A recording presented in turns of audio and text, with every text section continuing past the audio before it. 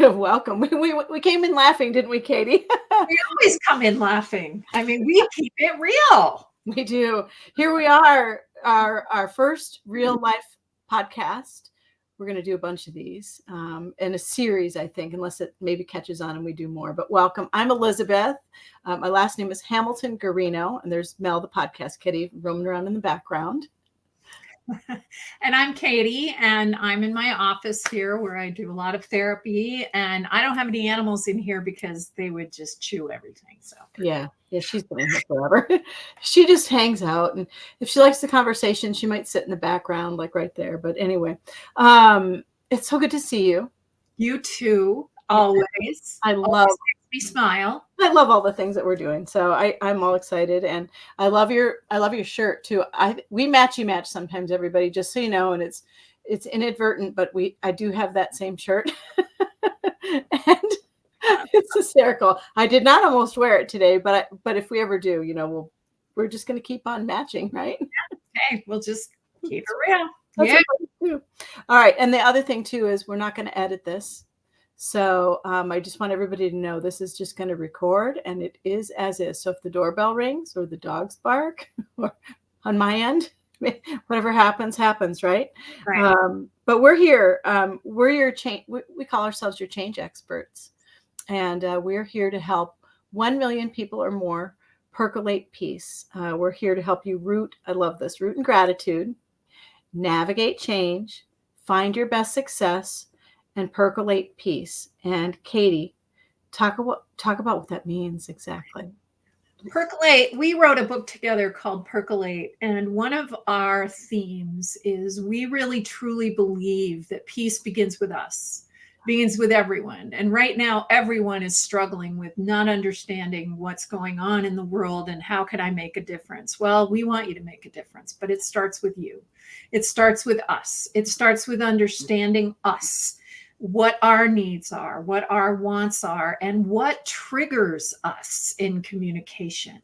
And so we're going to talk a lot about difficulties and challenges in communication so that we can percolate peace by understanding how to respond versus react. Ooh, I love it. We all want everyone on this call to hear and understand themselves better so they can be a better them with others. Yeah. That's like life peace. Yep. And this is a little tool for your best life toolbox. And I think each of these will probably end up being like a half an hour to an hour long.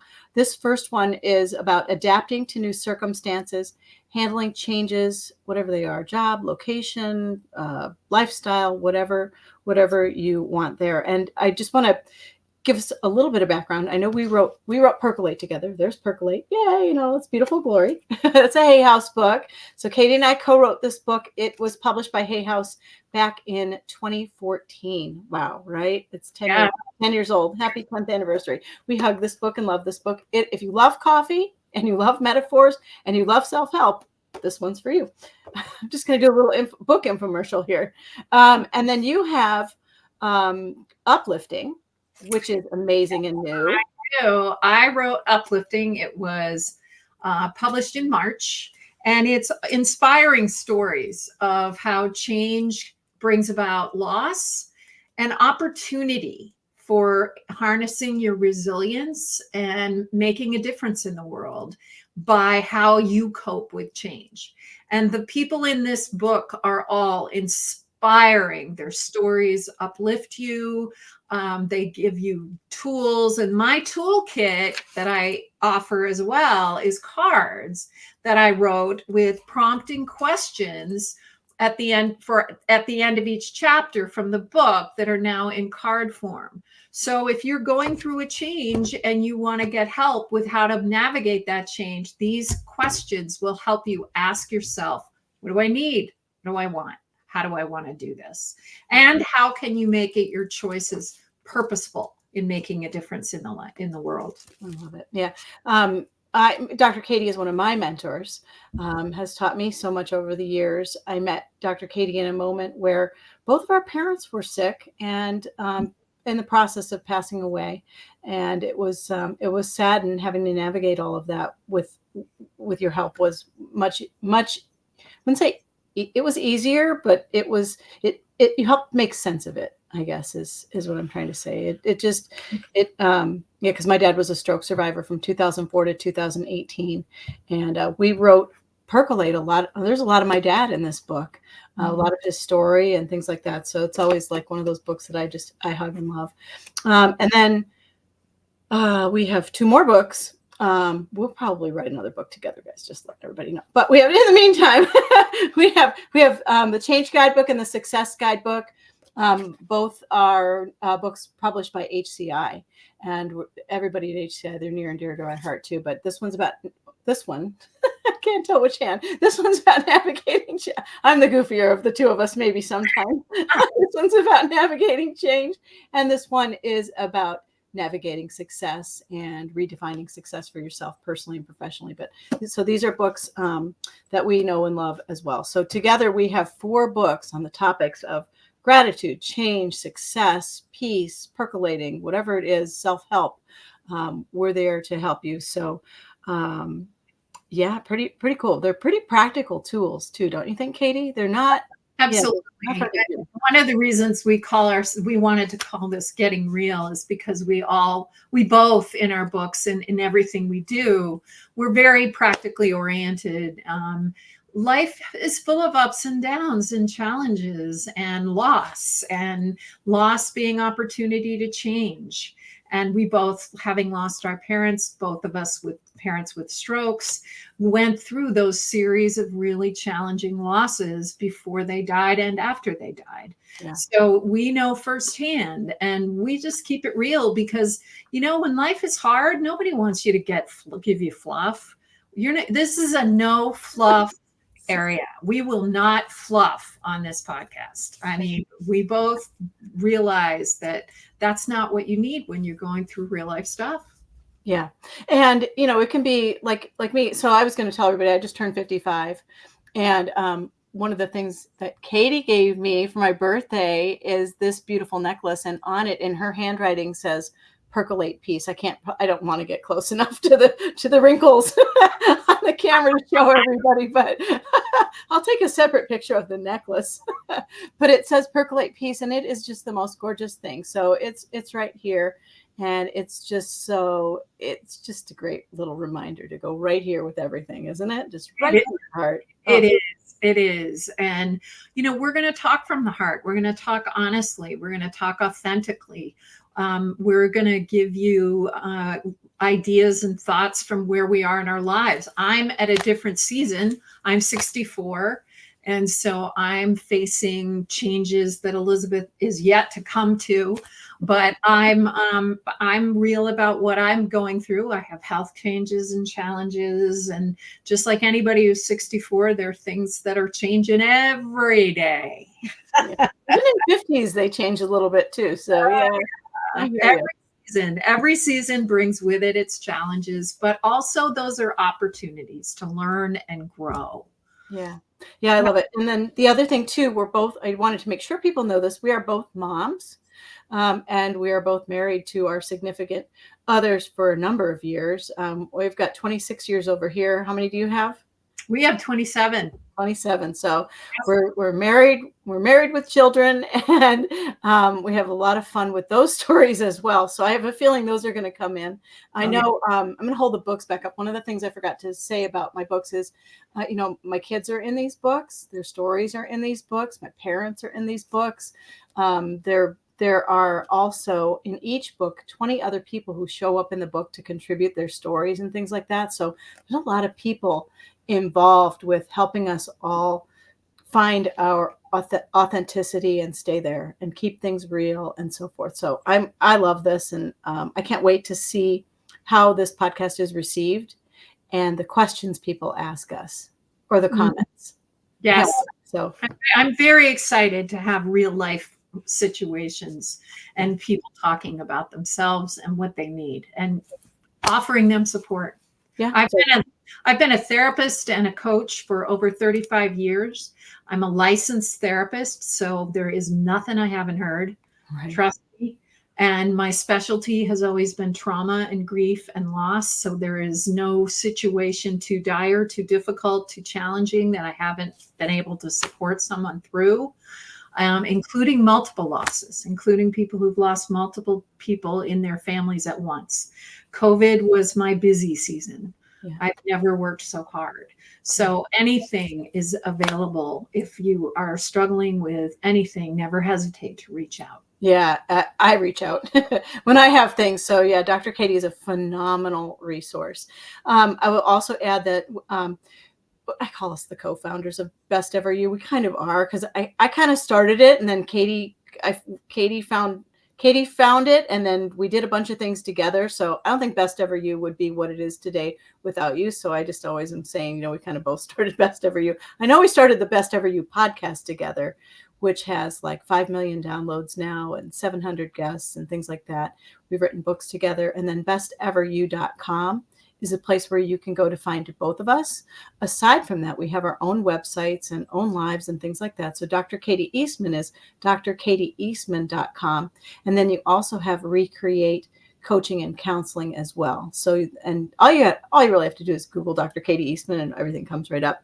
On my end, I have elizabethguarino.com. And then our books are available wherever books are sold. I think we kind of hang out on Amazon. Most of the books are sold through Amazon. You can go to the publishers' websites. I do love Books A Million, especially here in South Portland. They've been doing a phenomenal job with our books and things. So Books A Million, Barnes and Noble, and the publishers. So that's kind of our housekeeping, like who are we and what are we doing here kind of thing. Is there anything else we forgot? No, I think that's it. I think just know that about us, we're here to help. That's what we're here. We're here to make a difference. We're here to percolate peace. Yeah, absolutely. Okay, so with that said, I heard you had a peaceful getaway last weekend. I did. My husband and I, we started out our relationship going to these body and soul conferences together way back when they were happening, and during that quote new age movement. And so we've continued to do that. We do little getaways where 2 or 3 days where we review what we want to work on as a couple, what we want to work on as a family. We write things down, and we always go to a place that's beautiful nature. So we went to Whistler Mountain, and we just sat in front of the fire and just visioned, and it was really cool. It was really relaxing. It was beautiful. It was just a really important time. And I totally encourage everyone to do that, not just alone, because we usually do it alone, but to do it with your spouse or your partner or your significant other, your kids. Visioning is hugely important. How do you want your life to be? Yeah. So what happens if you keep all that inside?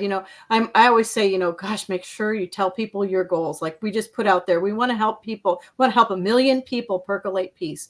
We're saying it out loud. What happens when we do that?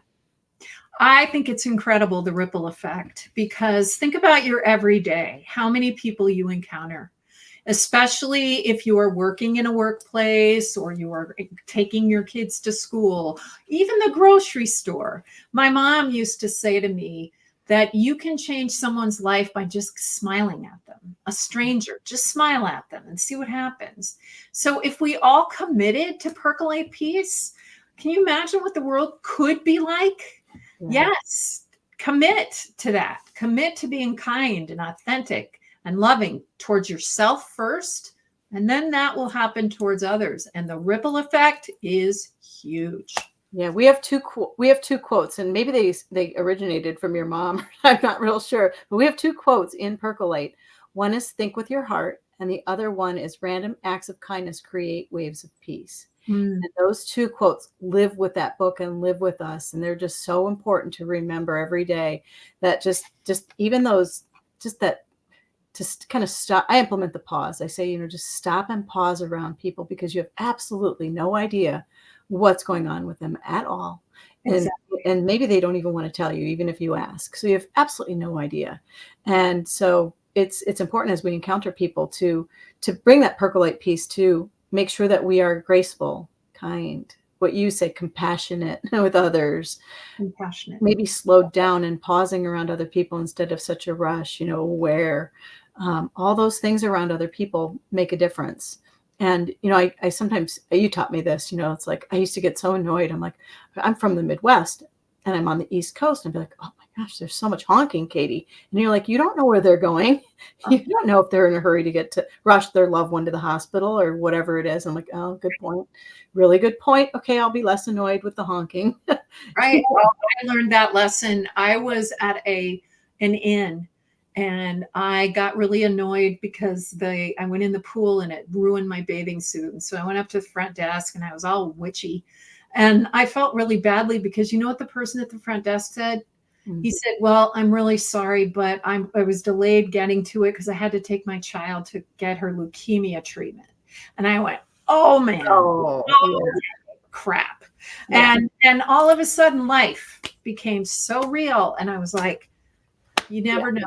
You just never know. So responding versus reacting is a huge part of percolating peace. Yeah. Yeah. Maybe it takes a moment or two of those though, to kind of get it in your being, to remember to be on autopilot, pausing around other people and being peaceful. Takes a few. I've had a couple of those instances too. I'm like, oh, why did I just do that? And that, same kind of thing. But yeah.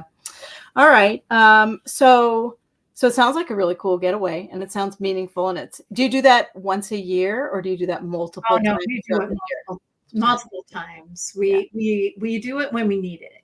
And we've discovered that 2 or 3 days away or 2 or 3 staycation days are so good for us, rather because we're both therapists and we both have very intense work lives. And frankly, we need to get away from people. And think more. I'm like, oh man, you're getting away from people, and then you're strategizing. It's like, oh no. Yeah. But Ironically, okay. it's like get away from people to attract people to our business. That's pretty funny. Hilarious. We call that marriage maintenance. Marriage maintenance. It's like, okay.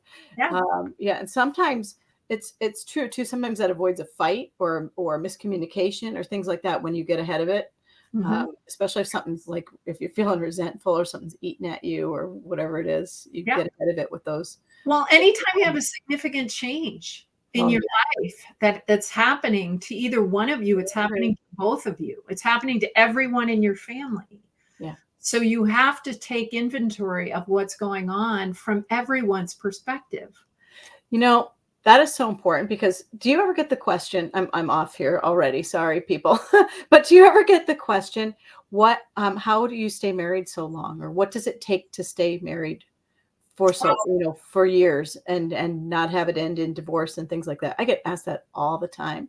Yeah. And that is one of the answers, is that ability to navigate change, because it's constantly changing. Yes, it's constantly changing, and there are unexpected challenges. Oh yeah. For us, it was infertility.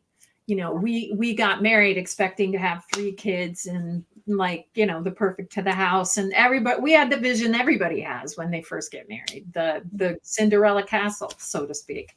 And it didn't happen that way. And so really it's so important for everyone to recognize that real life doesn't happen the way that you expect it to. And it's riding those waves, those challenges of change. That's what brings you closer. It's when you ignore them that you're not expecting, when they come up and you don't have the tools to manage them. I mean, think about all those poor people who are struggling with the hurricanes. They are struggling and challenged, and my heart goes out to them. And those are times when we have to really get into our resilient nature and choose to believe that we can get through it together. Yep, they're going to need a lot of help. That is scary. And then another one bearing down on Florida right now. So our thought, we hemmed and hawed about whether to include current events in here at this moment. And we just did. I thought we would, because I think you taught me this a long time ago as well, too, is that there's my dog howling. If you hear Harley in the background, she howls at whatever it is. But you taught me anyway, and us, to take a look at a current event and see it through the eyes of compassion and what we can do. Because I can't remember exactly what it was, but I called you up and I'm like, my heart hurts from that. Yeah. And Oh, I I don't know, remember it was a shooting, and I said, I don't know how to deal with this at all. I don't know what to say to the kids. I don't know what to do. And you're like, well, this isn't going to be like perfect, like roll out a script and here's what you say, but here are some things you can say. And I think those moments are so important. Oh, In yes. Oh, yes. there's more tools for your toolbox when people need you. Well, When yes. help, And when one they're of the things that people forget, parents forget, it's okay to tell your kids you don't know what to say. yeah. It's okay to say to them that you're struggling to understand it too. That's healthy. I Yeah. mean, being trite or being dismissive or reducing the impact by trying to be fluffy and say, "Oh, it's going to be okay. That'll never happen to you." That's not what they need. No. That's just that's just us being uncomfortable. What Yeah. they need to hear from you is, this is awful, this is horrible, and I don't know what to say to you. All I want you to know is I love you and I'll do everything I can to protect you. Yeah. That's what they need to hear. Like I woke up this morning to somebody in my Facebook saying, well, here's where my house used to be. You're right. And that was the first thing I saw this morning. I'm like, Yep. oh my gosh. And it's somebody I know. And Yep. I'm like, I don't, I was going to ask, what, I basically said, we're completely here for you. If you need us, if you need a place to stay, if you need whatever you need. But she's like, everything's gone except these 3 pots. And it was like gardening pots. House Yeah. gone, 3 gardening. I'm like, oh my goodness. Right. That's just one human being. Right. So I was thinking about that. So anyway. Yeah. And in a case like that, less is more. Yeah. Saying, I'm here for you. I love you. I care about you. I'm here for you. And also when people reach out during a crisis and they say, I'm here, let me know what you need. They don't want to do that. Yeah. They don't hear you either. They're Yeah. Yeah. They I know. don't know what they need.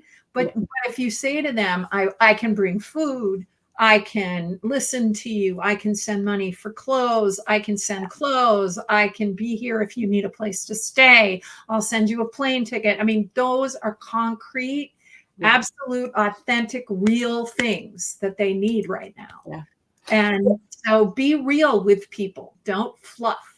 That's our motto. We don't fluff. We don't fluff. And then the other thing too, I remember I talked to you about this too, was sometimes things happen, then they're so complex that they make your own real life seem inconsequential. For example, something will happen and you go, and I'm worried about rearranging my furniture. Which is what I did this weekend. Is I rearranged, that was my big change. We rearranged the living room, and it's still meaningful though, but you feel like it doesn't mean as much.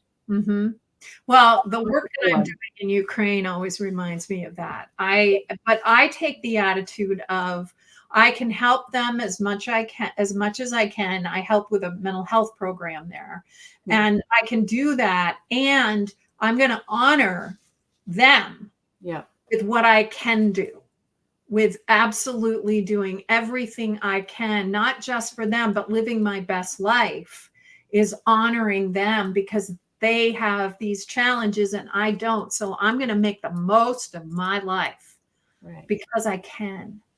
Yeah. Not take it for granted. Yeah. Yeah. And it's been interesting because, so I'm a mom of 4 sons and Katie knows this, but to everybody, they are this year, 23, 25, 27, and 29. And they're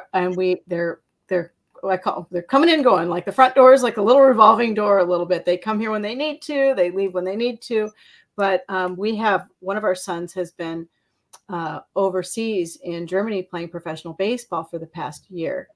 And he just got back into town a few weeks ago. He's been at his fiance's house with their family, and they're coming up here for 3 weeks. So I'm in squirreling around clean mode, and then the other thing that happens when everybody comes home is they all do their own laundry, of course, but the laundry machine's going again, the food is going again, everything's going again. So the house has got that hum. But I remember, and I just was looking at somebody else's podcast, they were almost in like tears over their being empty nesters. Yeah. And the prospect, well, it's happening. It just happened. And she's like, what do I do with myself? And I'm like, oh, I remember that. I remember that when the first one left, and then the second, and then the third and the fourth. And then we weren't empty nesters for too long. One came back, and then, but I know that feeling. Your heart sort of sinks when they go. Oh, yes. It is Well, that's the a huge worst. So change. I'm all excited. They're all going to come back. And it's funny. Well, and mine is 22. My daughter is 22, and she is going to be leaving for college in January again. She went and then came home during COVID, and now she's going back. And I remember that feeling. Oh, my heart was just empty. It was like, where is she? Yeah, it really hurts. And people minimize that a lot of times, but especially it is really painful when they first leave. And this time I think she'll be gone for a long time. And so we recognize, I already am anticipating that grief. Yeah. But that's a very real grief. It's funky because you're like, what do I do with their room? Do I leave it? Do I change it? Do I there's so many things. So I invite you, if anybody is listening and going through that, comment and tell us what's going on in your life, what you changed, what just everything. All the changes that you're going through. These are our personal scenarios and our thinking and so forth. But if you've got something you want to talk about or something that's going on in your life, comment, and we can discuss it on the next podcast, or we can comment back on social media, or if you need one of us or whatever, you can call, or we've got all sorts of ways. But yeah, so that's our real life happenings. Anything else going on there, Katie? No, that's enough for now. Okay, that's enough for now. I know, that's the way I feel. I'm like, that's good. Yeah, it was funny. But the funny thing about rearranging your furniture, so we're both cat owners too, just so you all know, we love cats and dogs and all animals for that matter. But you ever rearrange something and the cat, who's the first to notice it? Not you, your husband, the kids, or the cats? Oh, totally. The second you move something, the cats are little investigators. Oh yeah. And however clean your pillow is when you put it on your couch, or your couch is when you've made it look so pretty, forget it. It's gone within minutes. They snuggle in it, they burrow in it. And cat lovers, we do not own our homes. They do. We are merely dwellers. Yeah. We invite you to send us cat memes. We accept all cat memes, and Katie at all hours from me. Look at this one. And your husband does it to you too. Oh, yeah. We have all cat photos. You get it from both of us. Yeah.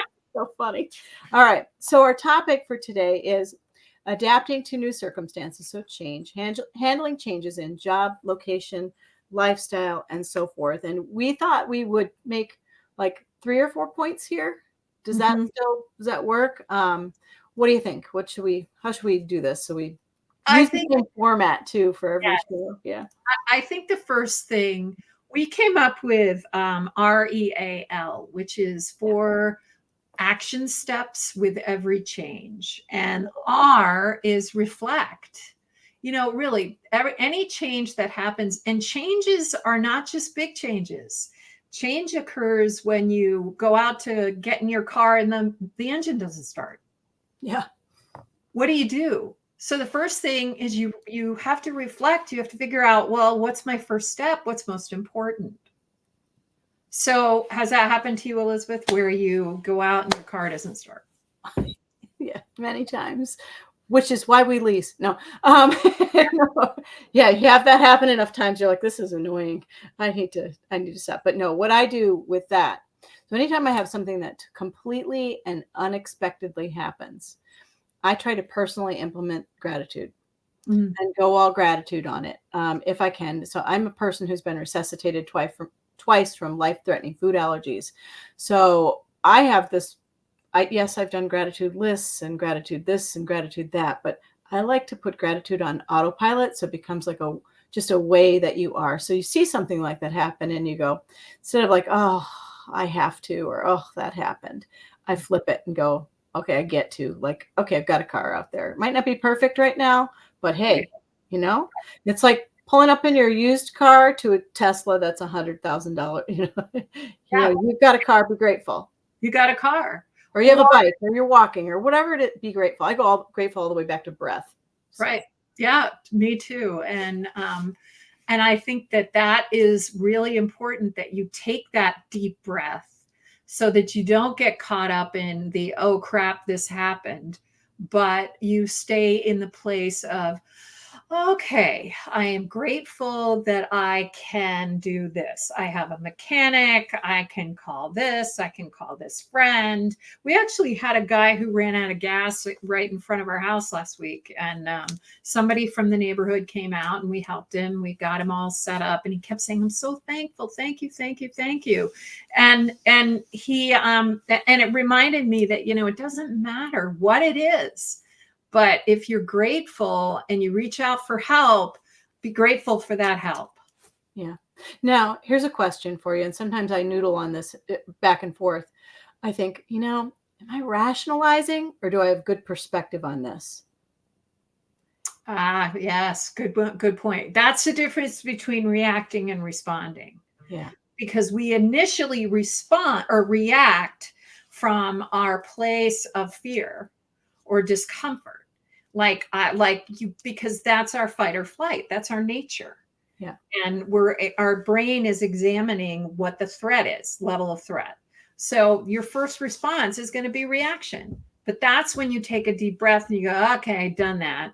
Now I have to respond rationally. So really reflect on gratitude and what my next step is. What is most important? Most important, I have to get my kid to school. I have to get to work. I have to get to grocery store. What is most important? That's what you do first. Is you keep it real. What is most important? What used to give me a lot of anxiety was when everything felt important all at once. Mm-hmm. All 25 things had the same level of priority, and no ability to, at 55, I think I'm better at it now than I was, say, like in my 20s. No ability to decide.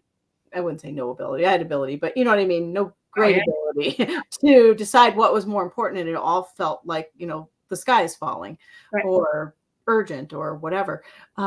Is there a really good way to help people figure out what the perspective is or what the priority is? Because my perspective might be different, because it's kind of like a life or death thing. So I tend to go, well, bleeding, life or death, breathing, the health things keep my perspective in a different realm. And I don't know if people do that or not, or if that's even a good thing to do, but that's what I do. I absolutely can relate to that. And I think that some people forget that our mind, our body, our spirit, and our emotions are all connected, and they give us equal messages. So listen to your body. Ask your body what is most important and listen to the answers. If you're all anxious when you think about, I got to get my kids to school, well, there's your answer. That's my number one. Yeah. And listen and list what's most important. You'll know. Your body will tell you. Yeah. Your body will tell you. And your emotions will tell you, because you'll get the most anxious about what it is you need to do the first. Yeah. And listen to that. But take that time to make your list of what's most important in this situation. And 5 seconds is not going to matter. Yeah. So as we explore different ways that we can improve our life, I love the post that you did in social media over the weekend on Instagram. Katie's on Instagram, everybody. You're kind of newer there. Your posts are all really awesome. So if people haven't seen Katie on Instagram, Katie is now on Instagram. But it was about self-care, self-help, compassion. Because when you were talking just now, I'm like, what came up for me? The kids. I was like, I'll drop everything to help one of the kids or somebody else's kids or whatever it is. The neighbor's car broke down. The kids need to go to school. I'm on it. If it's kids, boy, I'll forgo a shower, eating, myself, everything. But when you're like that, or you do that, sometimes you go, oh, okay, hang on. I need to take care of me. And we forget that. Right. And that's where the E comes in of real. E is explore. Yeah. And exploring options means including you first. You got to put your oxygen mask on first. We've all heard that, Yeah. right? How many times I remember when Callie was young and we would go on vacation, I would inevitably have everything for her and forget something for myself. Right. Just inevitable. Yeah. And giving to ourselves is always second when we're a mom or we're a parent or we're in our work life sometimes. Put yourself first so that you have your oxygen mask on to help the others, especially when you're going through a change, a significant change, especially. Take that deep breath, do that reflection, what's most important, and then explore options, which includes taking care of you first. Yeah. Absolutely. That was really hard for my mom to do when my dad was sick for so long. Mm. Like if we have people who are listening to us who are in caregiver roles, that is tough stuff to implement self-care and take care of yourself while you're taking somebody who is ill. That can be sometimes even exhausting to the caregiver. I remember there was a really tricky day with my dad in the hospital, and they were going to take him off the ventilator that day, and they were having trouble doing that. And so my mom and I were like, okay, this is not going well. My mom was crying, and I'm like, okay, listen, we're going to leave. Mm. She's like, I can't leave. I'm like, yes, we can. We're leaving. And the good soul who decided to put the coals across from the hospital, Oh, yeah. Yep. thank God, I'm like, yeah, genius move on your part. Because I took her over there and she's like, I don't want to go to Kohl's. I'm like, guess what? We're going in.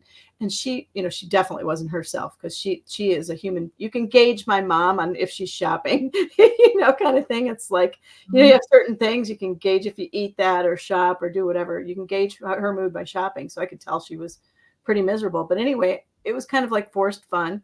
But she ended up picking out a couple sweaters. We went back into the parking lot and I took her sweater and I like wrapped it around her shoulders, like in cape form, like superhero capes. And I put one around mine. I'm like, we're going back in. She's like, oh, that's what this, I'm like, yes, if it could say mom is awesome across the back, it would, because it was really tough. And at that point, he had been a stroke survivor for years. So this was like a huge setback in the stroke survival mode. But yeah, terrible moments like that where and the reason why I bring that up is because there's so many different levels of self-care. Yes. Yes. Sometimes it's just getting up in the morning. Yeah. Sometimes it's the bath you need or the book you need to read or something you need to eat. But for so many people, I just didn't want to sound like we're not addressing people who really have or, don't feel good or have issues or have their own health challenges. Whatever it is, it's just sometimes not that simple. No, it's never. Yes, and there's all levels of self-care, but it starts with you asking yourself, "What do I need?" But actually, it starts with something before that. It starts with you giving yourself permission to ask the question. And caregivers are notorious for not asking the question because they don't feel like they deserve it. Yeah, why is that? It's part of the protection. I call it the protection dynamic. I once wrote a paper about this, and I called it the conspiracy of protection because I worked with dying children and their families.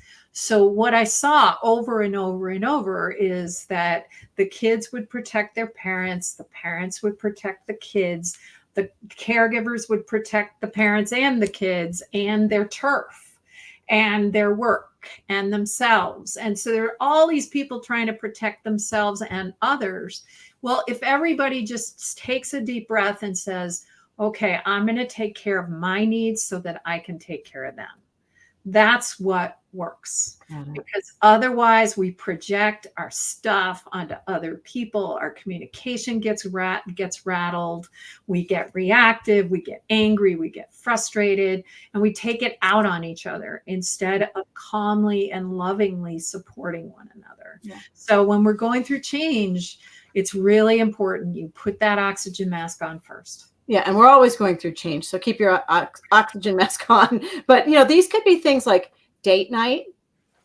Oh yeah, right. So let's put it into real life scenarios for people. Like, what are the things that help us put our oxygen mask on? Like, let's say parenting, marriage, jobs.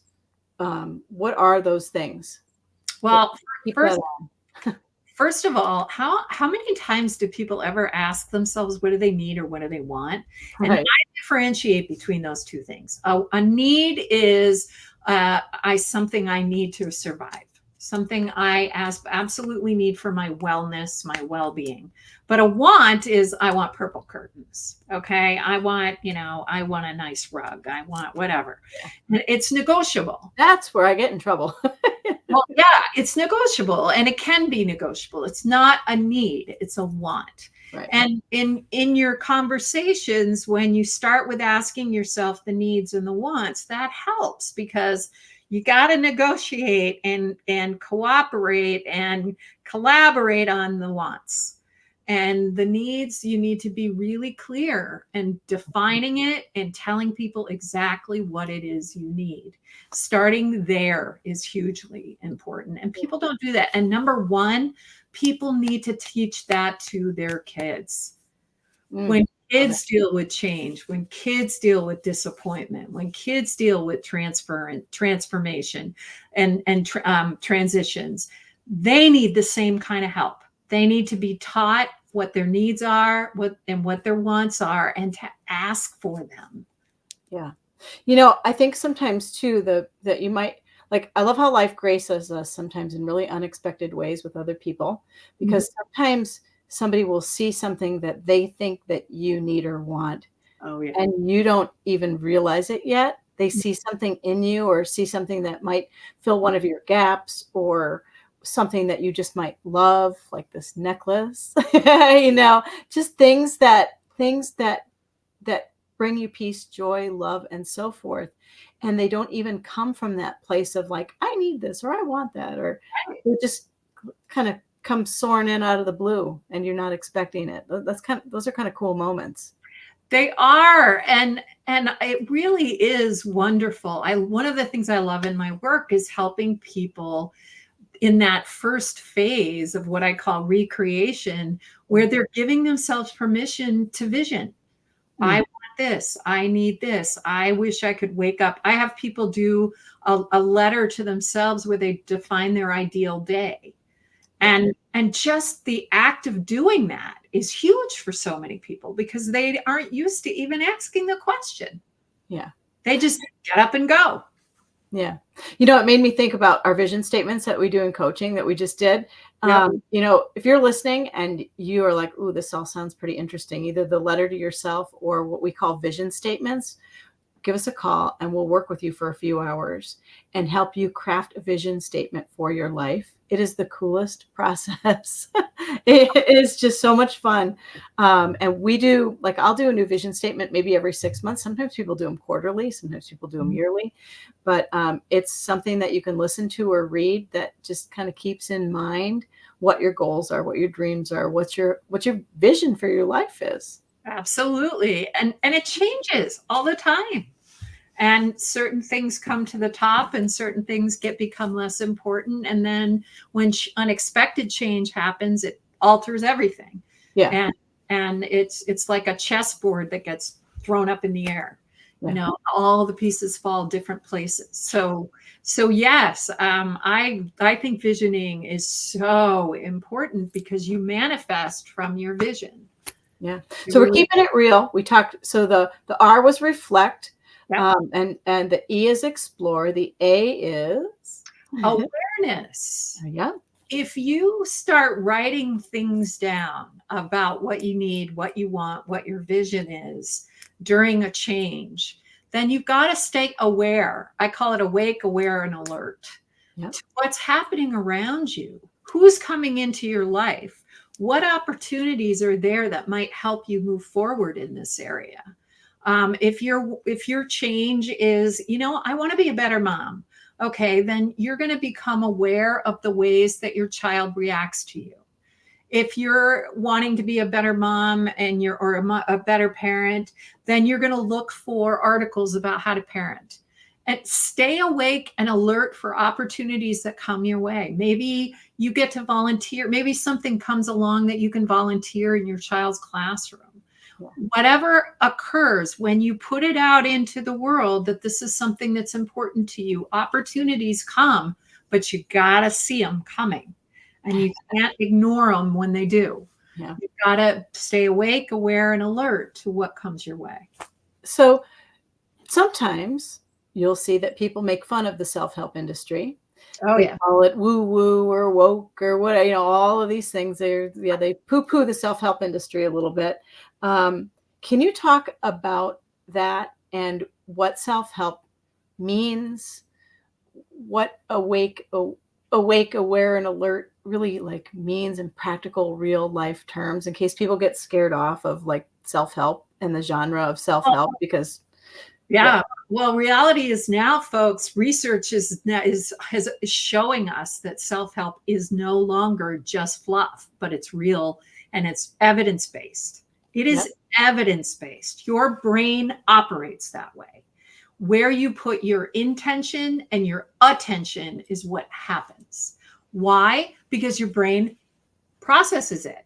Your brain is saying, oh, okay, that's something she's made important. So when it comes up, I'm going to focus on it.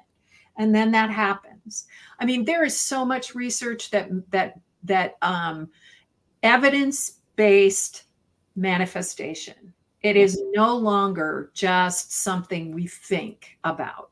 And it's not just if you think it, it'll happen. Your brain operates that way. Your brain chemistry actually changes and alters when you focus on something for a period of time. So if you focus on something negative, hate to break it to you, your brain is going to operate on it. But if you focus on something positive, it's also going to operate on it. But remaining awake and aware, alert is my language for saying, pay attention. Because your brain, you've already sent the message to your brain, it's going to look for it. Yeah. I'm adding alignment to your A's, by the way, awake and aligned. And, we talk about this all the time, your heart, your truth, and your energy. And it's basically what you just said too. You're thinking of something, you align your heart to your authentic you, and you're going to go where you place your energy, like you were just saying. So it's actions, it's all of these things. It's not sitting here and thinking, oh, this is going to happen, and never taking an action for it to happen. Right. You've got to really do things. Right. You have to have the follow through and so forth, most of the time anyway. It's like your business. Yeah. It's like your business plan. You're not going to navigate. You're not going to manifest a new business if you don't have a business plan. You've got to be clear on your steps. But then when you've clarified those steps, pay attention, because when something happens, there's this really great Buddhist metaphor or Buddhist story about, the guy who's falling off the cliff, and God sends a ship that he could jump down, or boat that he could jump into, sends a helicopter that could, all these different things. And he completely ignores all those things because he's waiting for somebody to just lift him up. And then he gets to heaven and God goes, well, geez, you missed this, and this that I sent you. So it's that idea that don't miss those opportunities. They come every day. Yeah. Be on alert. And they might, I always say this too, it might be something that you didn't expect, like in your plan, but it might be something even better than your plan. Right. While you're planning, amazing things happen that are different. And so you might be planning for X, Y, and Z and have this happen, and it might be 10 times cooler than X, Y, and Z. Absolutely. So, I like to say, life is what happens when you're doing other things. Yeah, it's a good one. Yeah. Okay. Go ahead. Yeah, no, L. That's true. L, here's the favorite one, right? Yeah. Love yourself. Love yourself. Right. So what does that mean? I don't mean the fluffy stuff. I mean, you take care of yourself. You wake up every morning believing in yourself as a valuable human being. I always say that we teach kids especially how to value themselves with what they do instead of who they are. And we all need to value ourselves for just being here. Being here. And everybody on this planet has an opportunity to help someone else every single day. We're all important. We're all equally important. And valuing yourself is valuing others. Yeah. because again, you've got to love yourself to love others. Yeah. What if I'm listening right now and I've been guilty of this at moments and still am. I forget my value and I forget my self-love and I forget my self-worth and I go all down on myself. I'm a master in moments, past, present, and probably future, of beating myself up. I've had moments after having 4 kids where I've stood in the mirror and said, "Oh, I'm so heavy." And I'm like, "Whoa, wait a minute. This body has given birth to 4 humans." Mhm. you know, Yeah, and we don't seem to like value that. Like there's no medal coming your way for giving birth to 4 humans. Instead, you get compared in social media at 55 to a 20-year-old who hasn't had kids, or whatever it is. There's so much stuff. There's this one gal in Instagram who is bearing it all, stretch marks. Like, yeah, and I'm like, there they are. yeah, There you are.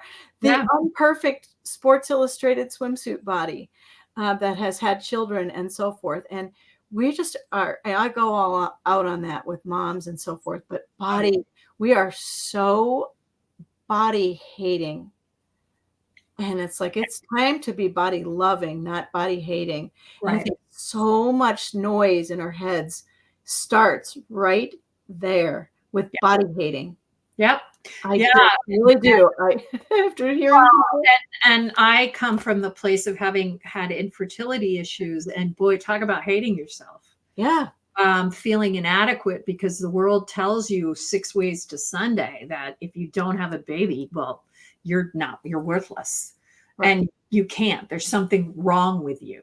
right. So I went through a lot of body shaming, body hating for years.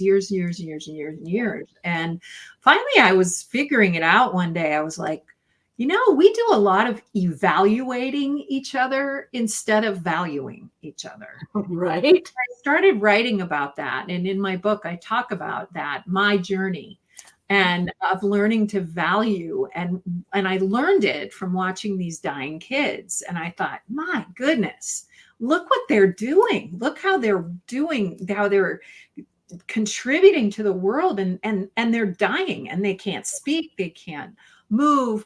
And so they really inspired me to see things so differently Yeah. around evaluation. Everybody needs to stop evaluating yourself and Or value other people and or other comparing and things. I remember so I was so happy as Mrs. Maine in 2006. So again, this is a billion years ago now. I'm 55. That was 2006, and so happy. It was probably the thinnest I'd ever been since having kids and things like that, for sure. I was working out. I was doing everything. It all came to a screeching halt one day after the national pageant had happened and everything. There was a forum dedicated to how chubby I was and how big my thighs were, and quote, have another cookie. Because I was baking chocolate chip cookies for kids and doing story times in the schools all throughout Maine. And yeah. it was just this giant rip on me. And I'm like, it halted me for a solid 6 or 8 weeks, tears, the whole bit, self-hatred, everything. I'm like, I just had this amazing experience. And then I let that get in my head. And I'm like, wow, but who does that? Who goes into and I don't know if these forums even exist, but who does that? Well, sad people. People Wild. I'm have like, oh losses man. in their own life that they haven't dealt with, that is creating layer and layer and layer of pain. And they just aren't able to deal with their own pain, so they inflict it on others. Yeah. And what's so sad to me is, it's one of our reasons we want to do the Percolate 100, a Yeah. million. And people. Yeah. Because just think of all the energy that if it had been turned around into all the good charity work you do with those cookies, that you bring those cookies to good places, you nurture people with those cookies. Just think if anyone had taken the same amount of energy in the negativity and put it towards positivity. Cry. Yeah. Wow, hundreds of kids would have gotten cookies. Yeah. Nut-free cookies. Yeah. You know what got me back on track? So I was really down. I'm like, I halted making cookies for a while. I made like 100,000 cookies so far. I'm back making cookies and things like that. But in this moment, it halted me. And I got this phone call out of the blue, and she said, "Look, can I stop by your house and pick up a dozen cookies? I need them." And I said, I hesitated for a moment and I'm like, okay, this is an adult. They seem nice, kind of thing. I'm like, sure, I will have them ready, blah, blah, blah, blah, blah. She came, she picked up the cookies, and I didn't really think much of it. She said, thank you, and all this stuff. And I get this message back probably about 2 weeks later. And it's this handwritten note in my mailbox. And it's from a cancer patient at Dana-Farber. She had taken the cookies from Maine to Boston to the waiting room of the children that were waiting for their parents who were having their chemotherapy and so forth. She had stage 4 colon cancer and she's since passed. But she wrote me a note, and it blows me away. She wrote me a note about how grateful she was in that moment that her kids had happiness and cookies. And I'm like, you got to be kidding me. Yep. Yep. And that's what I'm talking about when I say awake, aware, alert. Yeah. Because you were awake and aware when that woman showed up and you gave her those cookies. Yeah. Because your intention is always to percolate peace. Yes. Goodness.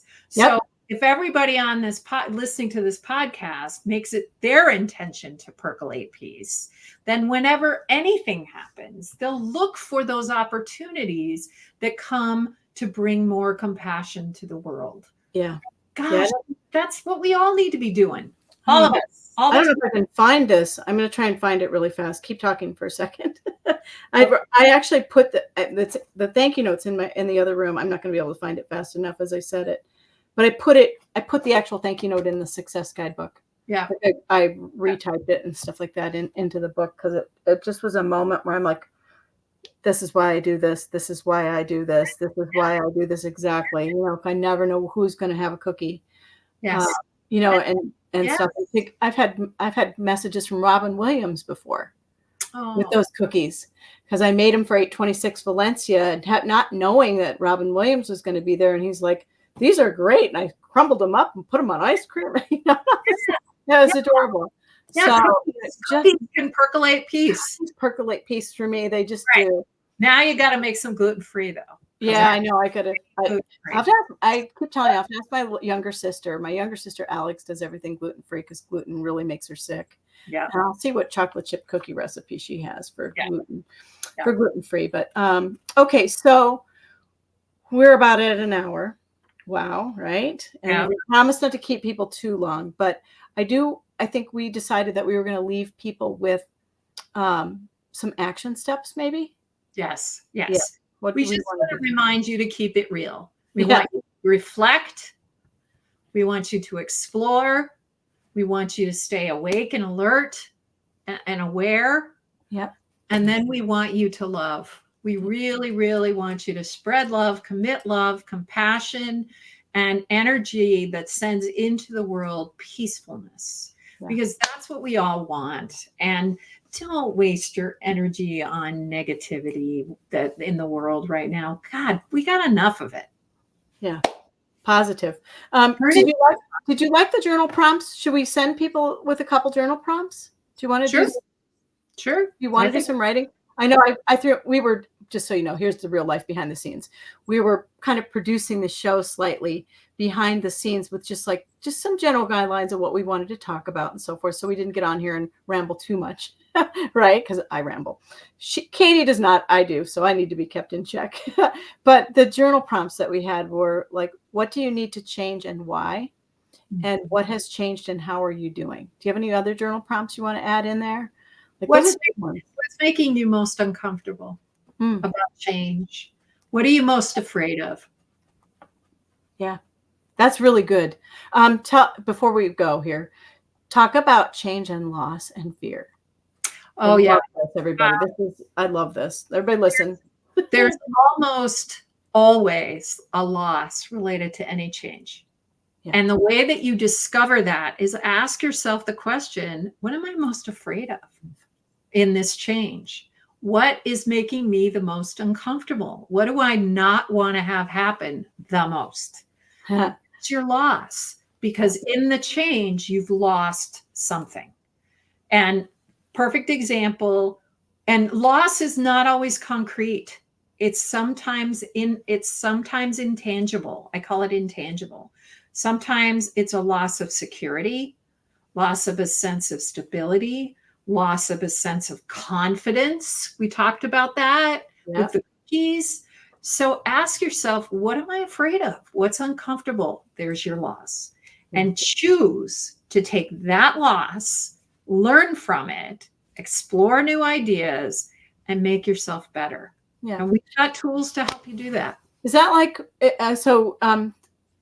help me with this. So I'll frequently say to groups of people, okay, you know what's known. Like you got it. And even then it might not all be clear, but for the most part, here's what's known. But when you make a change, you are looking out forward, and that might give you anxiety or whatever it is, because there's just so much that you don't know. So people are afraid and they stay right here. People are afraid to go over here because they don't know. And all in between that is fear.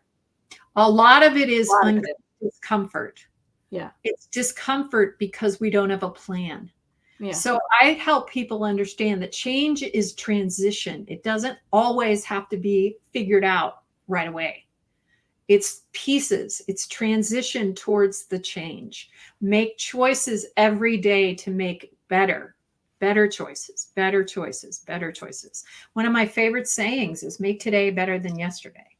But that's only happens when you allow yourself the time to figure out what it is you need to cope with the change.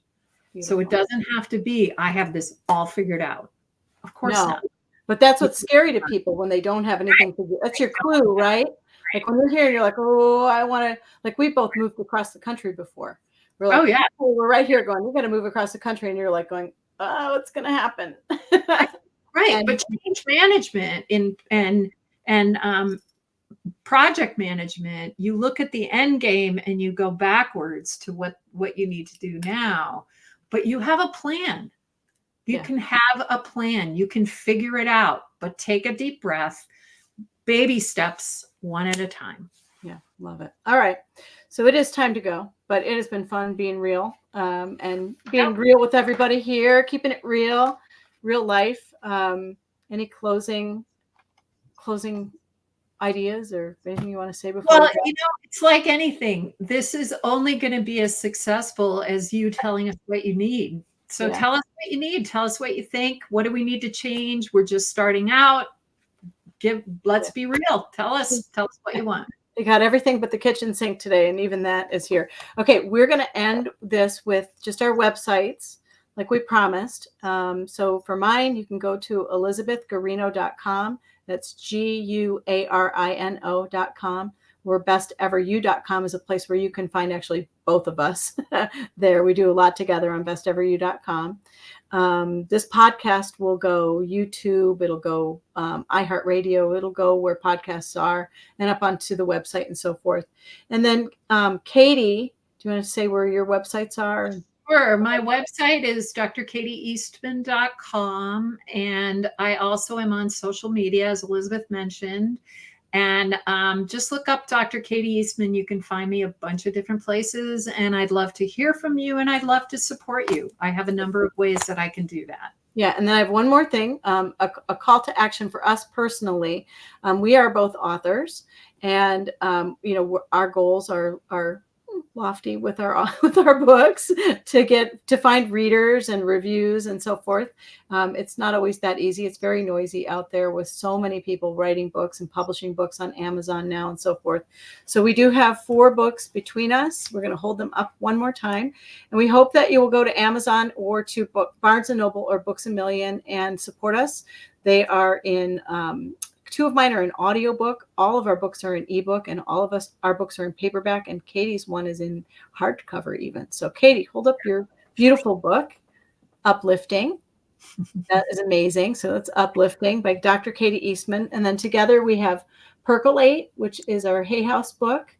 So it's Percolate, Let Your Best Self Filter Through. Sometimes you have to search Percolate book, or all sorts of coffee percolators come up. I learned that if you just type in Percolate, coffee makers come up. So Percolate book, if you're searching that one. And then there's the Change Guidebook, which won the International Book Award for Nonfiction. And then the new one is the Success Guidebook, which helps us redefine success. So Katie, we hold Uplifting up one more time? Sure. So I love this. Guess who's on the cover of this, everybody? Just a little bit of note here.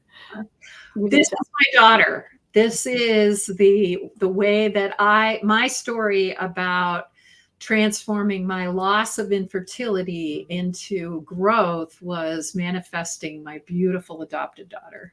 And she is dancing during COVID on a cliff because they weren't able to dance in person.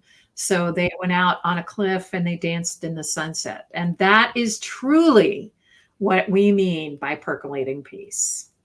Beautiful. All right, everybody. Thank you so much for being with us. And we will see you next time. Thank you all for your support. Take care. Goodbye.